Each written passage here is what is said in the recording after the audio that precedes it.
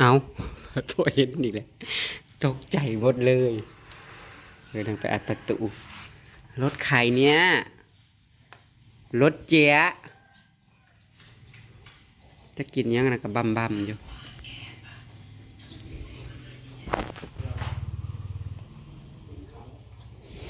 เด็กๆพูดไงพูดไงก็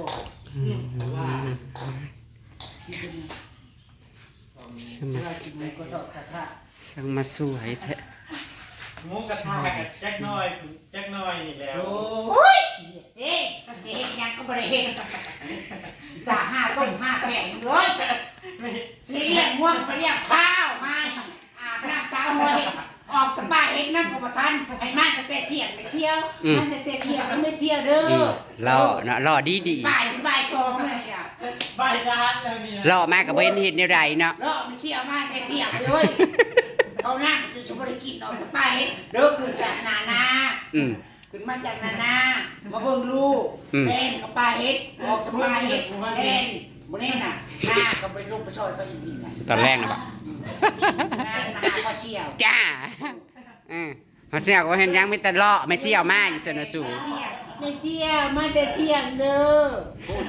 มาหาผีบ่แต่เที่ยงนี่มันมีใครมา แกโอ้มาอีกคุณไม่อีก โอ้ยบุญในกุ้งใน น่า โก้ เสียวคันฝนบ่ตกอันจากขี้ต้มแล้วก็แม่นขี้ฝุ่นเด้นะเฮาก็ล้างแล้วรถพระเสี่ยวมึงก็ล้างรถมึงเศร้าแล้วพระเสี่ยวมึงพารถลมมึงห่ามึงเอ้ย มาจอดรถคือเงียบให้รถก็บ่เห็นแล้วว่าคือสิบ่มีใครมาคือบ่เสียสิตัวไปทางอื่นเนาะคักจังได๋ก็สิตา ไปใส่ไปทางอื่น ขออีกเด้อเพิ่นว่าเลยมาบัดเงียบจริง ไปใส่ไปทางอื่นไปเข็มมาลาดบ่มื้ออื่นเขาสิไปเลยได้ อยู่ มื้อใดสิเฮาสิไปวันที่4บ่ มื้อ เดี๋ยวไปทำสวยสักก่อน มื้อที่2บ่ มื้อที่2มื้อที่3 มื้อที่3 เฮาไปวันที่4เป็นหยังที่4ว่างบ่เป็นที่5พุ่นมื้อสุดท้ายนั่น โอ้ยมื้อที่4เฮ้ย เนาะ มันให้เล็บมันให้มัน ไปขึ้นปากซอง ขึ้นปักซองมื้ออื่น เนาะขึ้นปากซอง อยากไปทำนั่นเพราะว่า เขาเบิ่งลูกนะ มันมือกุดน่ะ มันมือกุดน่ะเครื่องและข่าวจะแหล่นะคือว่าอยากแล้วแหละ โอ้ยคาเมนเขายาวแล้วก็แล้วเลย ครับ ย่านที่เพิ่นย่านมัดบ่ทันย่านคนบ่ทันนั่นเด้เพราะว่าตะเกียวมาก็มันหลายเด้เครื่องทุ่งแล้ว กำลังสิเข้าไปทำความสะอาดห้องเก็บตอกไว้สักก้อนนี่นะ เพราะว่าพยานไฟอยู่ในเกี่ยว ไปใช้ ไปเกี่ยวเขาตัวเจี๊ยบพยานท่ามา จะมาหยังเป็นที่ใหม่แล้วจะมานะ เจ้าหู เขา FC บ่ฮู้จักนะบ่ FC บ่ฮู้จักกันเนาะ เขาฮู้จักแต่ต้นเขาบ่ได้ผู้บริตามมันส่งอำมาลาบ่มีมาตั้งแต่ต้นว่าเป็นจังได๋ยังไงอ่ะเด้ มื้อนี้ก็คือนาดพี่น้องมากินหมูกระทะมีเอื่อยเพิ่นเลี้ยงทั้งอันอาตีมาอาตีไว้ให้ส่วนจุเจมาอ๋อดีแล้ว ทางเป็นสูตรมาเฮาบ่ได้ยากมาเฮ็ดโทรเบิ่งดูขอยแชทไปแล้วนางยังบ่ตอบกำลังสิเข้าไปทำความสะอาดนี่เฮ้ยซื้อไม้กวาดวิเศษมานี่เฮ้ยเบิ่งในโฆษณาน่ะกวาดดีเฮ้ยอีหยังก็แบบจวดเด้ออนนี่ ไฟเกือบสิ้นซื่อมือเศร้านี่ไม่เที่ยวจากไหนผม พอเสียวมึงน่ะพารถลมขี่รถน่ะบ่ได้เป็นตาลมเฮ้ยเลยครัวบรรณว่าไปพะบาม่วนแต้มลง เป็นได้กันยังมุกอยู่ เพิ่นก็จิบกูนะว่าอ้าวแขนเพิ่น ไปแต่เชื่อจะบ่เคยเอิ้นบอกบ่ใช่ บ่แล้วเฮ้ยก็ ฟังก่อนสอนขี่รถไปมือเศร้าน่ะขี่ไปกับท่ากับบริเปื้อนบริมีคุ้ม บ่ได้มีน้ำ ไปผัดขามครัวไปแล้วท่องลูกบาดเดียวเจอคายเหมือนดึงมึงนี่ สิใส่บาทจักอันคาได้ซะ กับบาดยูคาสิเต็มจนเบิด เขียวเลยดิ รถบาด สันว่าเอ้าแขนเพิ่นแผบลงแล้วมันพับเพิ่นติ่งเลย เน่าว่าลูกเราก็เคยล้มกับบริมีหยังกับล้มแล้วอ่ะลูกเรากับล้ม ขี่น่ะก็ซ่าๆนึงเฮ้ยเข้าในครัวเนาะข้ามไปพะว่าอีหยังสำนี้ก็ลมจะขี่แนวใดสุกว่าแล้วสำนี้ก็สิพอลม ไปคนละคันออก ขี่น้ำกันกูน่ะก็เต่งกระต้านะมันแต่แลบแยบนี่ เจ้าขอไม่เบิ่งรถหน่อยที่เจ้าขอไม่เปลี่ยนนะ อันรถเพิ่นน่ะจนมันอันแวนกันจนมันรุดออกเนาะมันหมุนออกมันหมายออก ไปเที่ยว6 โมง 5 โมง 6 โมงไปเที่ยว3 โอ้ยน้องเบิ่งน่ะจิตๆน่ะมันออกเมื่อวานนี่ โอ้ยสิได้ เพิ่นน่ะลำลออยู่อ้าวเพิ่นเอาแต่ทางหลังมัน730 ลืมว่าเมื่อกี้นี่คือ โอ้ยไปเก็บเฮ็ดนั่นก็เก็บแถวแต่สวนมันนั่นแหล้วเฮ้ยเก็บลำชุมนางตุยนางไปยังเองก็ได้หลายเติบ เอาในสิมาอึ้งไหนล่ะ หลายเติบแล้วก็มาแกง ขึ้น กิน มาแล้วก็ไปเก็บนั่นน่ะเก็บลงไปเลย อืมแล้วกูเข้าไปทำความสะอาดก่อนทำความสะอาดไว้ตอกแล้วจ้าตอกจ้าตอกให้น้องเน่กรุณาตอกให้น้องเน่คือเขาบ่ทันแท้ๆจือตอกให้แน่ผลสิห้ามเขาทางเขานี่ก็มันเกะกะ มันบ่มีหม่องตากเราก็จะเข้ามากินที่นี่ที่เดิมนี่แหละค่ะ เก็บกวาดซะก่อนพี่น้อง ห้องปิกนิกเขานี่ห้องปิกนิกเราสมัครห้องเทพถ่ายน้อยสิเปิดแอร์ให้นี่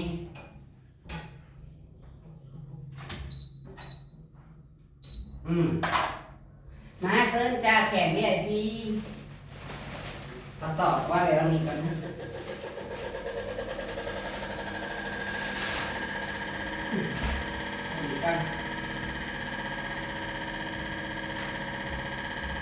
สวัสดีค่ะสวัสดีเด็กพี่น้องเบอร์สุขุสุขนพอกันตอนแรงๆเลยกันนะคะ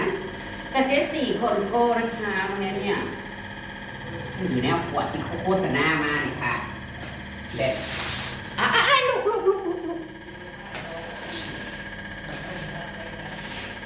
แต่ว่า มันคือโบ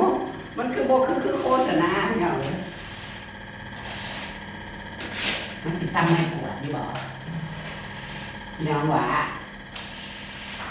เราทำรถตีขึ้นไป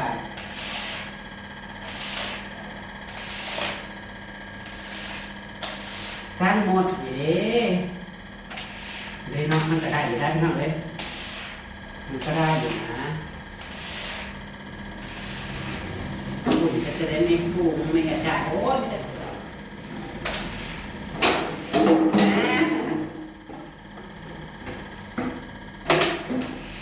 ห้องต้องการแบบนี้นี่จ้านี่เราจะกินหมากระทู้หมูกระทะตรงนี้แหละ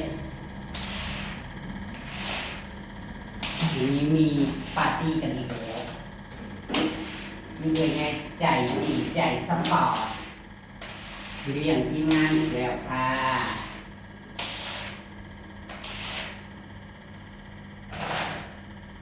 จังหวะนี้ก็ได้แต่จังหวะนี้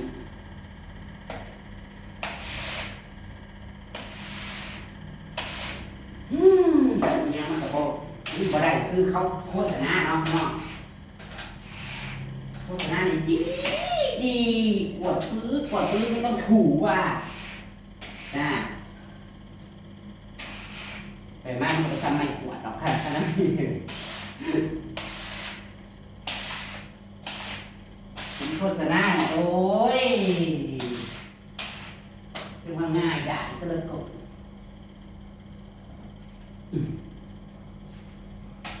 พอเข้ามาเห็นเลยไม่ได้ค่ะ มันไม่ออกนะคะมันขาลองไว้รีดน้ำซะพี่น้องเอ้ยแล้วรีดน้ำสิโอเคอยู่แต่ว่ามันกวดขี้ฝุ่นเนี่ยมันกันเนาะสุดท้ายก็ไม่ฝาดนะคะพี่น้องเขาบอกให้น้องนั้นเป็นนางเอกเปิดออกสักก่อนนางเอกอยู่ในใจเขาพระเอกคือพี่รับบทนี้สิกันสองเรา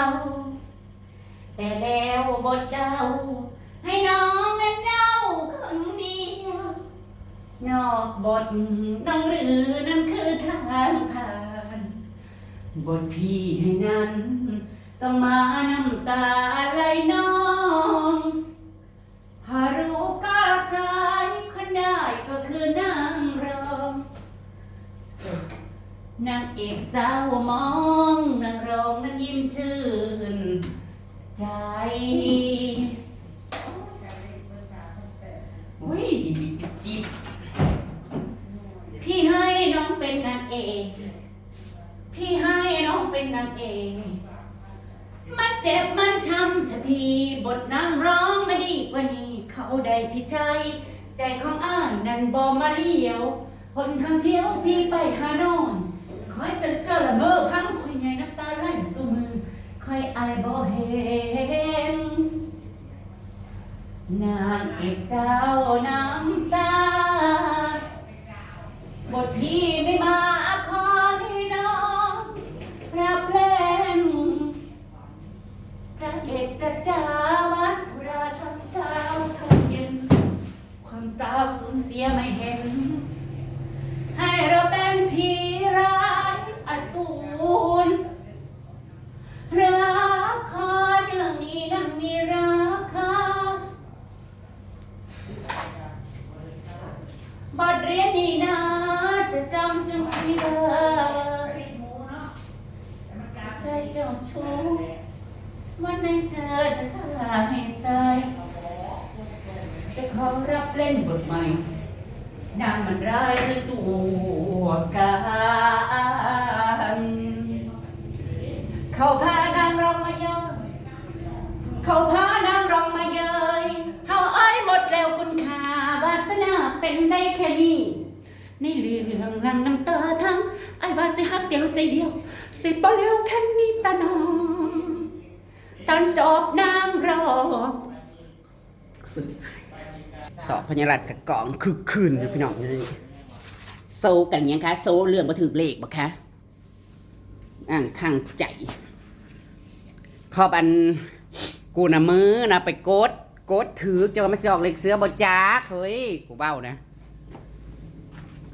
อันที่เขามาแต่หน้ามึงเนาะเลยมาห่านแซงเด้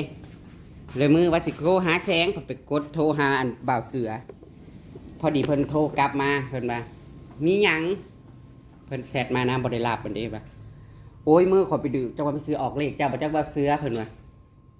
พาดขลาดไปออกเลขเสืออีหลอน้องเอ้ยแถมมื้อวานในเลขหมูขะน้อยนะพี่น้องมันมาออกเลข5น้อย6:47ค่ะมันเป็นตะเลือดใจจริงๆนะค่ะสิถึกบ่ถึกใครแต่ว่าอันบอกอัน FC บอก FC เลยเพิ่นถือ400แต่ยังใครคันแม่นว่าออก8-7ตรงๆนะโอ้ยันเป็นพันวันนี้เราก็มีนัดซุ่มแซวกันจ้าพี่น้องค่ะเดี๋ยวจะมารอกินหมูกระทะตอนนี้อาร์ตี้กำลังจะไปซื้อกันแล้วกันเนาะพี่น้องเดี๋ยวจังตามกิบหนากันแล้วกันเนาะเจสซี่ก็ทำความสะอาดไว้สักก่อนถามหมูถากพวกนะคะทีมงานตุยเบาเอื้อเบาอาดเถยเท่ายังไม่ได้บอกนะเนี่ยเอามันก็บอกกูสิได้เอาเอานึกว่าเขาขึ้นมาชุดเซลล์แตกซาแล้วให้กระคำเขาให้ใครมาแต่เที่ยงกันคิดว่าโอ้ยป่านนี้เขาคือสกินไปแล้วเขาคิดกันเดียวไอ้ส่วนน่ะคือส่วนเพื่อเวลาไว้อย่างนั้นเพื่อแม่ เพื่อเพิ่น เข้า สิ ใจ บ้าง เพื่อ ยังนั่นเจ้ายังรู้จักเพื่ออันนั้นนี่เพื่อแรงๆเลยค่ำมากินก่อยเตรียมค่ำก่อยก็เตรียมมาแล้วเตรียมมาไปโอ้ยกินอิ่มแล้วเพิ่นแล้วมันค่ำมาเพิ่นแล้วโอ้ยเดินจับคนเด็กเลยว่ะส่วนเรานี่นะ คือมันเรียนผีน้อยหมูกระทะซากผ้าเนี่ยคือจังหวัดว่าวตั้งแต่มื้อนะซากอีแลนผ้านะซากไปแล้วจักเทื่อคือจังเห็นซากตั้งแต่มื้อน่ะคือจังเห็นซากคันว่ามื้อนั้นว่าสิให้ปั้นแห้งผันแบบมันยืดมันเป็นมื้อนี้ผัดซากผ้าปั้นอีกเลยให้ตามคลิปหน้ากันแล้วกันจ้าพี่น้องสวัสดีจ้ากูว่าอยากว่าอีหยังเกาะมื้อนี้นะเมื่อกี้นี่ชกลงเข้าไปวันที่4นะฝนบ่ตกเขาอีค้ามเลยบ่ไปบ่เฮ้ยส่วนเขาเลยไปเขมราชเราจะไปวันที่4เนาะโอเค